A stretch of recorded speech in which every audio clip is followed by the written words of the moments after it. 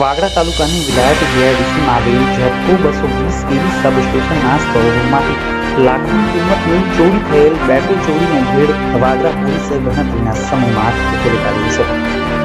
3 લાખ ઉપરાંતના મુદ્દામાલ સાથે 3 ઇસમોને વાગડા પોલીસે ઝડપી પાડીને જેલ હવાલે કર્યા છે।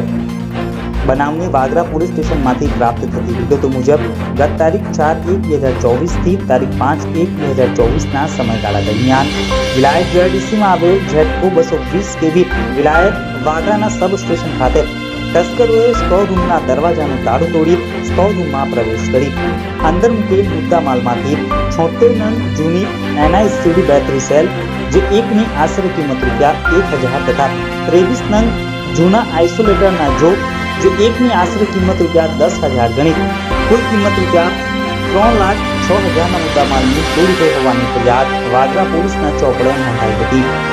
વાગરા પોલીસે બનાવને લઈ તપાસ આદરી હતી, જે દરમિયાન ચોરી થયેલ મુદ્દામાલ વિલાયત ચોકડી નજીક આવેલ ભંગારના વાડામાં હોવાની પોલીસને માહિતી મળી હતી।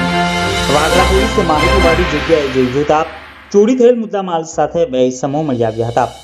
પોલીસે તમામ મુદ્દામાલ કબજે લઈ બંને ઇસમો नामे बैतुल्ला खान, इनायत खान पठान તેમજ इरशाद अली, शमशाद अली सैयदની અટકાયત કરી તેઓની યુક્તિ પ્રયુક્તિથી પૂછપરછ કરતા અન્ય એક ઇસમ નામે સાદિક રહીમ ગુલામ પટેલ પણ ચોરીમાં સામેલ હોવાનું જણાયું હતું।